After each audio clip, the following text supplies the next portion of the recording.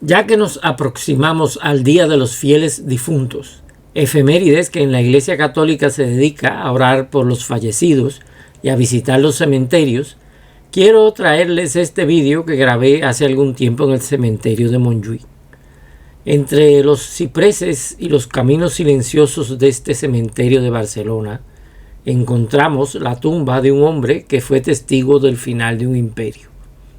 En su lápida, una sencilla frase resume toda una vida de servicio y enarbola una justificación eterna ante una crítica feroz que lo persigue más allá de la muerte. Siempre cumplí con mi deber. Ese hombre fue Ramón Blanco y Arenas, marqués de Peñaplata, el último capitán general de la Cuba española. Su historia es también la historia del ocaso de un siglo y de una nación que se desangró entre guerras, ideales y pérdidas. Si quieres conocer más sobre este personaje y sobre su controvertida historia, acompáñame en este vídeo. Yo soy Pedro Enrique Pujals y este es mi canal, El Tesoro del Presidente.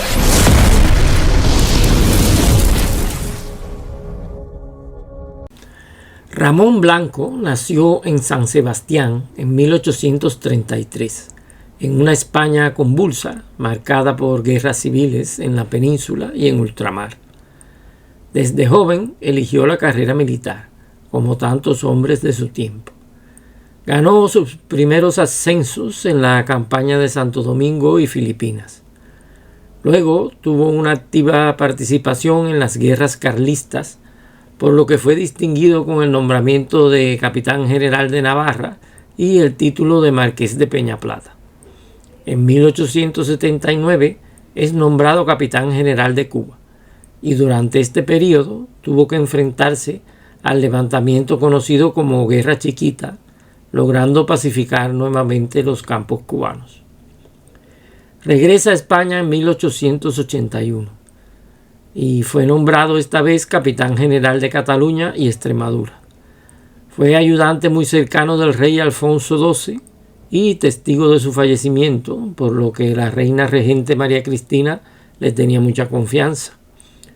En 1893 fue enviado a Filipinas como capitán general, en donde permanece hasta 1896. Allí los estratos más conservadores de la sociedad lo acusaron de ser demasiado transigente con los independentistas filipinos. Blanco pertenecía a la clase del militar político, que era frecuente en la España de la época, como lo fueron Martínez Campos y otros más ambiciosos como Prim y Serrano y otros. Entretanto, en Cuba había vuelto a estallar la insurrección en febrero de 1895. El gobierno español trató de terminar la guerra de forma negociada, y quién mejor para eso que el general Martínez Campos, el pacificador, que había traído la paz a Cuba en 1878 con el Pacto del Zanjón. Pero los independentistas no estaban por la paz, y aprovechando la actitud conciliadora de Martínez Campos, lograron llevar la destrucción de la tea incendiaria hasta La Habana y las provincias más occidentales de la isla, a donde nunca antes había llegado la guerra, en lo que se conoció como la invasión. Martínez Campos, sintiendo fracasada su misión política, reconoció ante el gobierno que solo quedaba responder a la guerra con más guerra y solicitó que lo liberasen del cargo, como dicen en Cuba. El presidente conservador Cánovas del Castillo nombró entonces a Weyler, un militar puro y duro, para que diese un cambio a la marcha de la guerra que hasta ese momento era adversa para España. En el transcurso del año 1897, Weyler había logrado controlar la insurrección cubana y había pacificado el occidente de la isla. Al oeste de la trocha de Júcaro Morón, que partía la isla en dos mitades, se molía la zafra con normalidad, funcionaba el telégrafo y las comunicaciones, y solo quedaban aisladas y pequeñas partidas de insurrectos. El 8 de agosto de 1897, apenas reiniciadas las operaciones de Weyler destinadas a dominar la parte oriental de Cuba, el presidente Cánovas fue asesinado. Hay algunos historiadores que creen ver una conexión cubana en la muerte del presidente Cánovas. Al final de este vídeo y en la descripción les dejaré un enlace a un vídeo de mi canal relacionado con este interesante tema. El liberal Sagasta se hizo cargo del gobierno y nombró capitán general de Cuba a Ramón Blanco. Ya el gobierno consideraba que la situación en Cuba estaba lo suficientemente controlada como para retomar la línea negociadora y lograr el fin de las hostilidades de forma pacífica, y así evitar las críticas de la prensa amarilla americana hacia el accionar de Weyler. Las instrucciones de Blanco eran de renunciar a toda acción ofensiva, calmar los ánimos y monitorear la implantación de la autonomía, para de esta forma acabar con la insurrección. Blanco llegó a La Habana el 31 de octubre de 1897. Hizo público el plan de autonomía, amnistió a los presos políticos, suspendió la reconcentración y declaró un cese al fuego unilateral. Pero estas medidas, lejos de aplacar la insurrección, lo que hicieron fue darle un respiro al ejército mambí, que Weyler lo había dejado muy maltrecho, y aprovechó esta tregua para reorganizarse y reabastecerse mediante expediciones procedentes de los Estados Unidos. No obstante, Máximo Gómez, el generalísimo de los insurrectos, comprendió que estas medidas de Blanco eran un verdadero peligro para la causa independentista, porque la población cubana, agotada por la guerra y la destrucción, podía reaccionar favorablemente a la paz ofrecida por Blanco. Gómez entonces replicó que fusilaría a cuantos aceptasen la autonomía o se acogiesen a las medidas de gracia. Pese a todo, el 1 de enero de 1898 se constituyó el gobierno autonómico, siendo bien acogido por la población, que estaba ansiosa de paz, y las presentaciones de desertores mambises aumentaban. En el horizonte lo que se vislumbraba era un nuevo pacto del Sanjón. Pero entonces, el 15 de febrero de 1898, el acorazado estadounidense Maine explotaba en la bahía de La Habana, muriendo 266 tripulantes. Esta extraña explosión, aún no está suficientemente aclarada, el gobierno americano la aprovechó como casus belli y dictaminó que había sido provocada por los españoles. La prensa sensacionalista neoyorquina manipuló el incidente para inclinar a la opinión pública americana en contra de España, y Washington forzó la declaración de guerra contra España. Para hacer frente a esta situación de guerra, Blanco decidió concentrar todas sus fuerzas en La Habana. La lógica indicaba que allí era donde debía darse la batalla decisiva. La capital de la isla era el punto más fortificado, mejor artillado y mejor abastecido de provisiones de la isla de Cuba completa. Bueno, este es uno de los cañones Krupp en su montaje original. Hacía un giro casi, él giraba, hacía un giro casi de 180 grados. Además, la insurrección era prácticamente inexistente en la parte occidental, por lo que los norteamericanos encontrarían muy poco apoyo de los mambises. Su intuición era certera, pues este era el plan previsto también por los norteamericanos. O sea, ellos pensaban que la batalla decisiva se iba a dar en Occidente, y estuvieron haciendo tanteos buscando un punto de desembarco cercano, y por eso es que se producen los bombardeos de Cárdenas y Matanzas.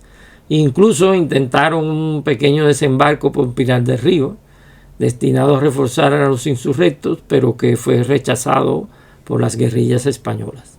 Blanco ordenó dirigirse a La Habana a todos los barcos pertenecientes al apostadero naval de la isla de Cuba, recogiendo la artillería de algún valor que quedaba en el interior. Es así como desde Santiago de Cuba se sacó carbón, cañones y barcos y fueron llevados a La Habana.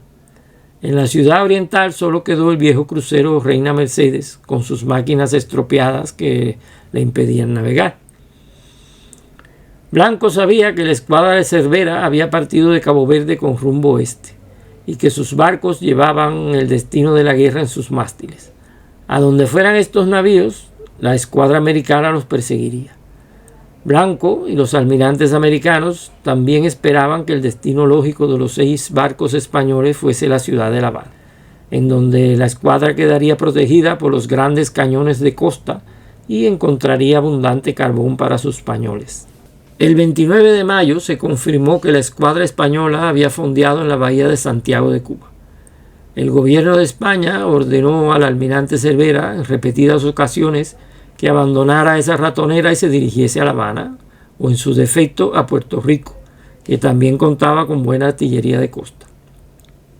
El general Blanco también le insistió en repetidas ocasiones al almirante Cervera y lo incitó a que se dirigiese a La Habana, en un tono muy diplomático, que eran las maneras características de este oficial, pero no había modo de que el marino se moviese. De este modo, una semana después, las divididas escuadras americanas se fueron concentrando frente a la estrecha y mal defendida boca de la bahía santiaguera, sin que Cervera intentase escapar ni una sola vez, aprovechando la noche o un mal tiempo. En mi canal tengo algunos vídeos que analizan este aspecto de la guerra y tratan sobre la batalla naval de Santiago de Cuba. Les dejaré el enlace al final de este vídeo y en la descripción. La ciudad de Santiago era todo lo contrario a La Habana. Era una ciudad sin fortificaciones, mal abastecida, con pocas tropas, y era la región donde la insurrección era más fuerte. Por eso, esta ciudad fue descartada de todos los planes, y solo la obstinación de Cervera en permanecer con su escuadra en su puerto trasladó hasta sus puertas el teatro principal de las operaciones, destruyendo de esta forma todo el plan militar del general Blanco. Los Estados Unidos desembarcaron 17,000 soldados en Siboney y Daiquirí, una cantidad que perfectamente hubiera sido manejable para las tropas españolas acantonadas en La Habana, pero que eran más del doble de las que estaban de guarnición en Santiago. Una semana después, tras forzar las líneas defensivas avanzadas en San Juan, las 3 divisiones norteamericanas sitiaron la plaza de Santiago. Al día siguiente, a media mañana del 3 de julio, a pleno sol de verano y en una formación absurda, la flota española, bloqueada desde hacía mes y medio, se hizo a la mar, y sin apenas presentar combate, sus buques fueron estrellados contra la costa por sus capitanes. Blanco comprendió que el fin de la escuadra significaba la derrota de España. Santiago, cuya única razón de resistir era salvaguardar la escuadra, capituló y sin más enfrentamientos España dio por perdida la guerra y se vio abocada a firmar un leonino tratado de paz. Blanco fue ordenado a aceptar la rendición. Iniciando esta visita aquí al cementerio de Montjuïc, estamos frente a la tumba del último capitán general de Cuba. Aprovecho para promocionar mi libro El Tesoro del Presidente, donde aparece narrada de una forma novelada y muy amena toda esta parte de la historia de Cuba y España, el final del dominio español en la isla de Cuba, la guerra con los americanos y los independentistas cubanos. Es una novela llena de acción, de intriga, espionaje, que abarca desde la guerra de Cuba en el 1898 hasta finales de la Primera Guerra Mundial.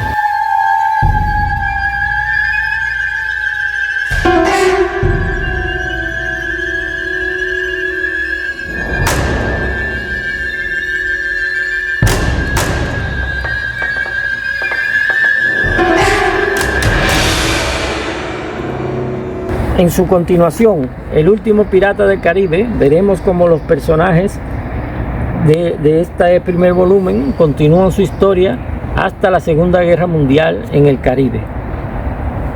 Ambos están a la venta en Amazon y los animo a comprarlos.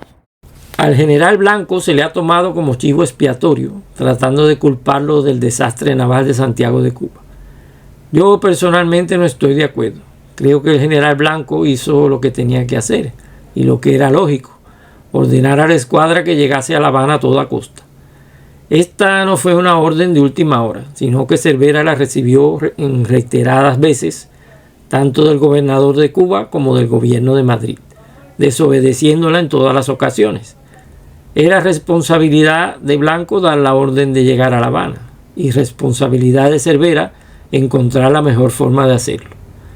Tal vez lo que se le podría imputar a Blanco sería el no haber actuado con más dureza con Cervera, quizás hasta sustituyéndolo al frente de la escuadra. En mi canal tengo vídeos sobre este interesante tema y les dejaré los enlaces al final de este vídeo y en la descripción. Quiero hacer también la salvedad de que la misión de Blanco cuando fue enviado a Cuba no era la de librar una guerra contra los Estados Unidos, sino que era hacer una paz negociada con los insurrectos. O sea que tal vez no era el perfil adecuado del militar para esta misión, pero la guerra lo sorprendió. O sea, la guerra con los Estados Unidos lo sorprendió allí al frente de Cuba y pues tuvo que... Era el que estaba allí en aquel momento, era el que tenía España allí y tuvo que apechugar y hacer frente a la situación. No estoy elogiando a Blanco, no es mi intención aquí hacer un panegírico ni un elogio a su actuación en Cuba, porque todas las explicaciones y circunstancias atenuantes imaginables no harán que la derrota se convierta en victoria, motivo por el cual me parece que los elogios son poco oportunos. Pero tampoco creo que es el gran culpable de la pérdida de Cuba. Me parece que hay otros que tienen mucha más culpa que Ramón Blanco en este doloroso caso. ¿Cuál es tu opinión? Déjamela saber en los comentarios y así podremos intercambiar y debatir y enriquecer nuestro conocimiento de esta historia. El 30 de noviembre de 1898, tras dejar encauzada la repatriación de los más de 100.000 soldados españoles que todavía quedaban en la isla, Blanco no quiso esperar a que se arriara definitivamente la bandera española en las fortalezas de La Habana y partió hacia la península, dejando al general Adolfo Jiménez Castellanos como gobernador interino a cargo de tan humillante tarea. Ramón Blanco y Arenas estableció su residencia en Madrid, donde murió a principios de 1906, un mes antes de cumplir 73 años y poco después de enviudar. Murió triste y enfermo, retirado en su hogar y amargado por el recuerdo de la dura obligación militar que le obligó a arriar en Cuba la bandera española. Su cadáver fue trasladado a Barcelona, en donde vivía su hija, y enterrado en el cementerio de Montjuïc. Algunos pueden decir que el general Jiménez Castellano fue el último gobernador español de Cuba. Pero en realidad, Jiménez Castellano fue un gobernador en funciones, que solo podía intervenir en la repatriación de las tropas españolas y en la entrega de las fortalezas de La Habana a las autoridades norteamericanas.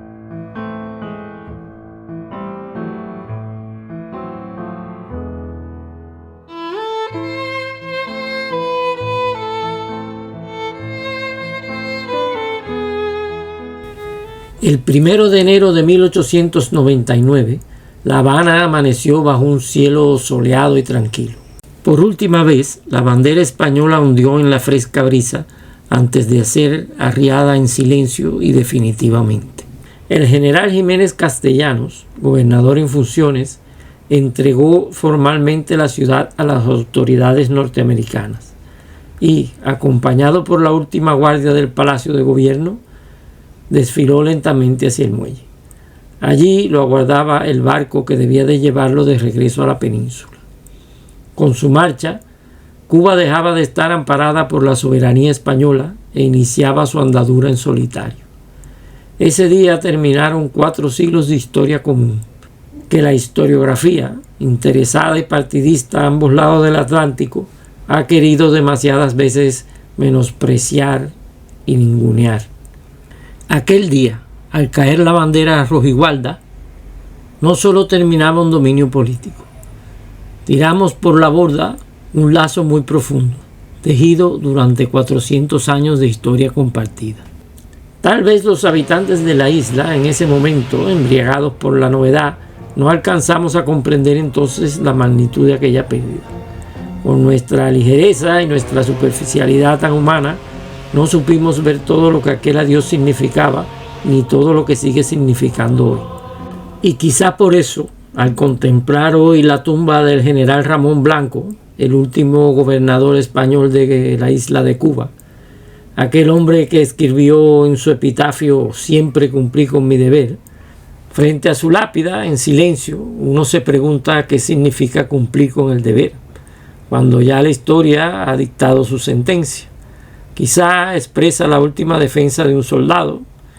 Quizá esa sea la verdadera lección de este epitafio, que incluso en la derrota el deber puede ser un refugio y una forma de conservar algo de dignidad. Sentimos que esas palabras son más que una despedida. Siento que fue una oportunidad perdida y que más nunca se volverá a presentar.